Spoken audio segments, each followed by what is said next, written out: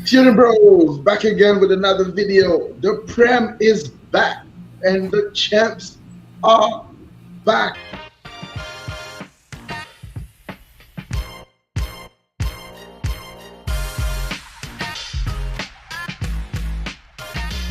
Guys, before we get started, as usual, please like, share, and subscribe to the channel. And don't forget to subscribe to Feuding Bros FR for our French viewers. And today we are talking about the curtain raiser. The first game of the season. It's been a little wait, but we are finally here. And yeah, let's talk about it. The champions start in flying colors. Today, Arsenal 3, Coventry 0, and Thierry, a routine victory for the champions today. Yeah, routine victory, man. Routine. As we all expected. Maybe there was well, we wanted to see if Coventry could do maybe a little bit of something, a little bit kind of show something a little bit, but it was just a bit too much for them. It's a rude awakening to the Prem, but they won't be playing teams like this. I thought the commentators were being a bit harsh on them. I'm like, they're literally playing the champions. Like relax. Like let's wait until they play other teams before we judge them too much. But yeah, Arsenal hit their stride, man. The first 15, I think they're kind of feeling themselves into the game a little bit.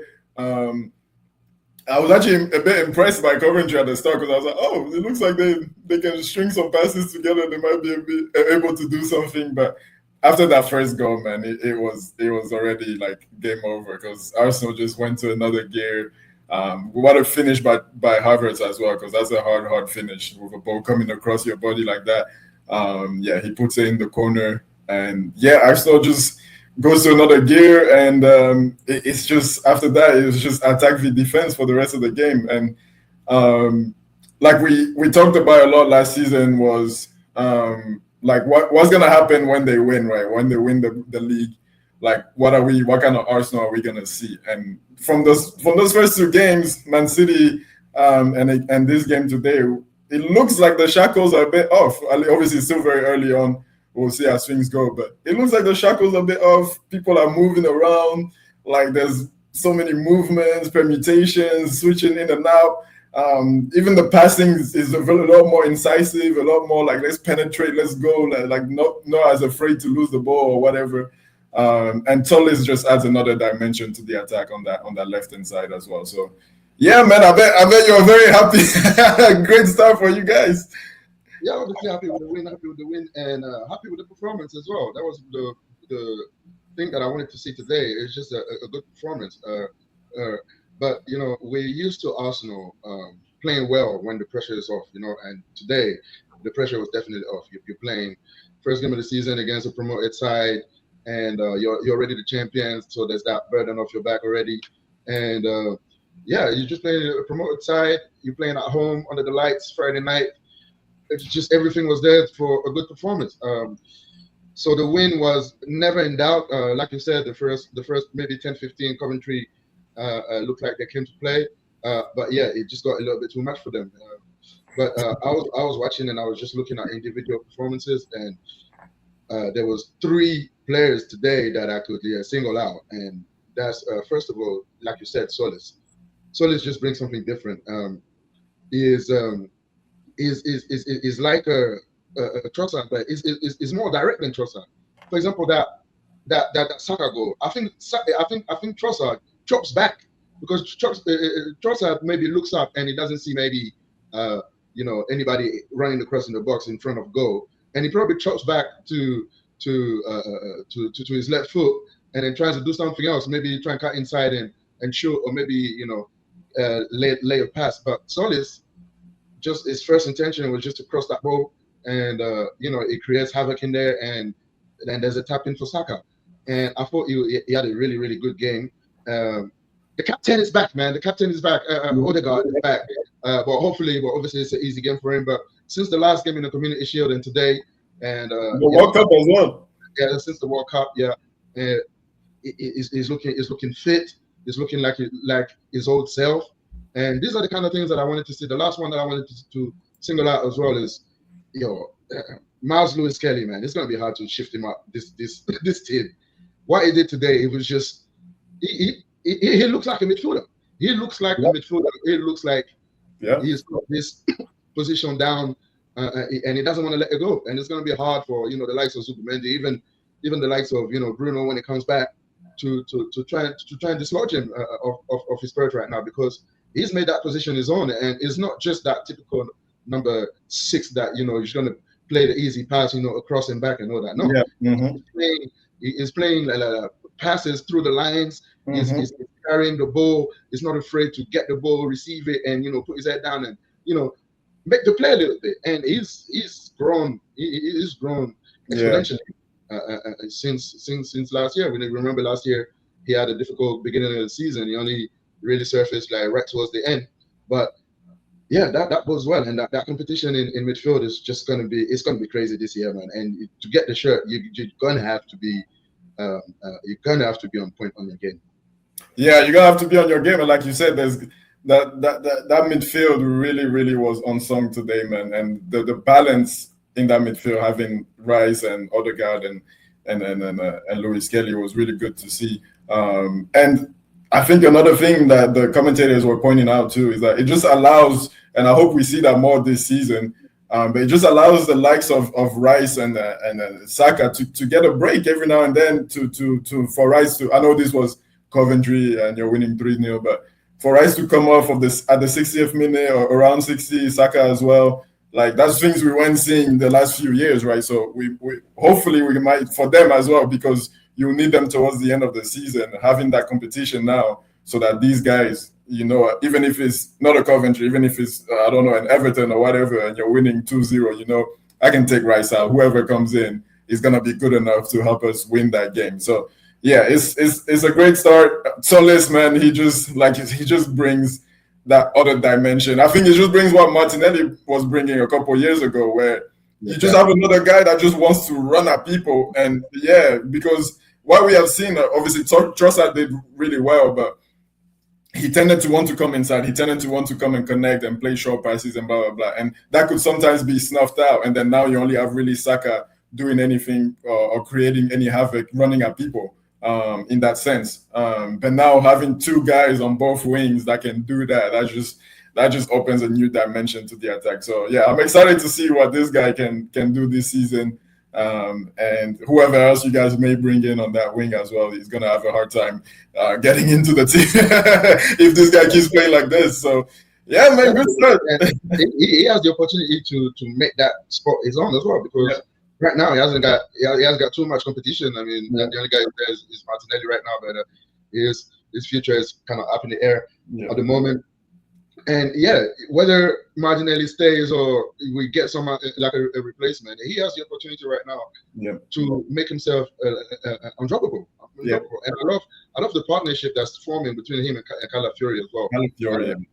And because Calafiori is one of my favorite players in this team. Yeah, he's everywhere, and he can go on the overlap, he can go on the underlap, and that gives options. And I think that partnership, Solis and Calafiori, if that stays together for a long time, it's probably gonna bring fruits, because the thing about Calafiori is just fitness, because we know how good this player is. Availability, and hopefully this year is the year where we have some of these guys like Havertz as well. He didn't have a great season in terms of fitness last year. I thought he did well, like I said, great finish on his left foot across the ball across. And if we can keep these guys fit for the majority of the season, and that's why we have this, for me, a little bit bloated squad, but that's what you need. That's what you need if you want to keep people fresh. And and obviously there's like people like Konsa coming in, that we just got. I mentioned Bruno today. Gyökeres doesn't even get a kick, And when you talk about the replacement and the rest that Rice and Saka got, the people that come on, they just come on, and then we don't skip a bit. We just go again. It's just the same thing. I thought Madueke was a little bit wasteful as usual, but we're not gonna bash him too much on the 3-0 win. But I thought like Superman came in and he was really good, and Merino was excellent in the number 10 as well. Like he did some really good stuff.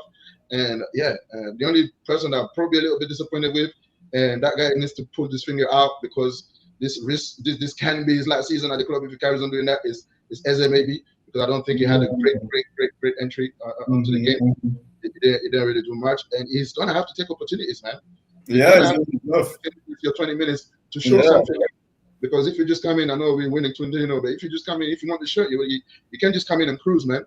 You have to come in and just show that you want that shirt. Just show that you want to be that in that first 11. Otherwise, I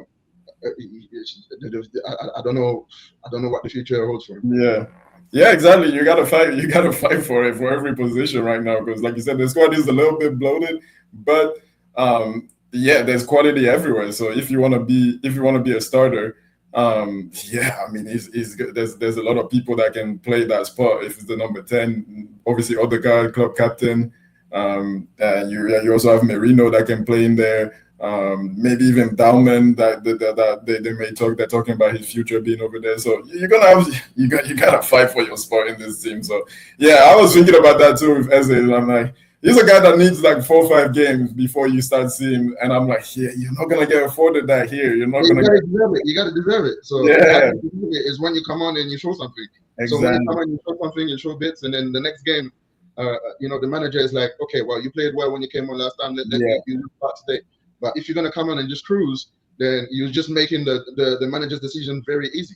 Exactly, very, very easy. But what did you think of Coventry, man? I know it's a bit of a rude awakening. Like I said, I thought the commentators were big harsh. They're playing literally maybe the best team in Europe or second best team in Europe. It's a really tough start for them. But I thought they were okay. Obviously, after the first goal, it kind of went downhill. But I thought they were okay. There are glimpses where they showed some quality. It didn't really lead to anything, but they showed that they could play a little bit through the back, through midfield. The wingers look kind of explosive. So they look to me that obviously there's a lot going, but to me they look like they could be all right this season. They could be somebody that can at least fight, right, to keep their position in the league.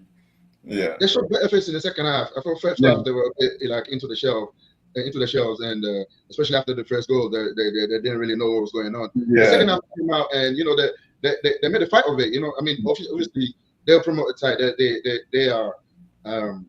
They're playing, like I said, the second best team in Europe at the current stage.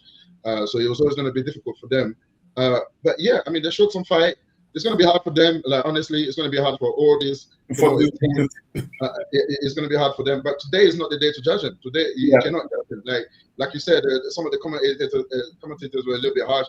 People are already signing off on them, just like they're going down. It's like. It's literally the first game of the season, and they're playing the best team in the country right now. And today is not a litmus test for them. You cannot judge them on today's performance. It's gonna be when they play, teams in and around them, teams that where they should compete. That's when you really judge where they are. They do have some decent players, man. That guy, the guy you should have scored. I forgot his name. Rodoni or something. I think. Rodoni or something. He should have scored. And he should have I like Yorenchi. He had the best player for Ghana at the World Cup. I like that signing. He's aggressive. He's everywhere. He runs around. But I like him. He's probably gonna be a good player for them. And like I said, a couple of the wingers. And our old player Jay Da Silva, nice to see him out there. Nice to see him out there. And I mean, and I thought, what's his name? The striker. I always forgot to say his name. Awonyi. Awonyi, exactly. Awonyi. He came on. When he came on, he showed some good touches. He's strong. He played back to goal pretty well. Gave a couple of hard times to Mosquera, who I thought was excellent as well. But he showed something different. So I think if there's one team out of the promoted teams that it's probably going to be them. But we haven't seen the other ones yet. But going into the game, going into the season, like I said, I can't really say anything about what they're going to do based off this game alone. What about you?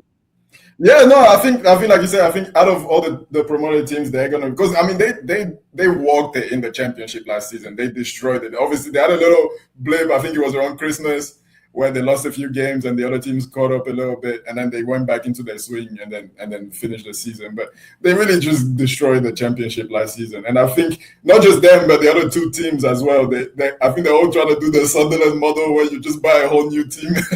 So I think it's gonna pay off for them, and with a manager as well that's he's been at this level. He had some kind of success at this level. I know it wasn't easy everywhere, but he did have some kind of success at Chelsea at some point. Even at Everton, he showed glimpses. So he knows this level. I think he can get something out of them, a tune out of them to be able to survive. But it's very early.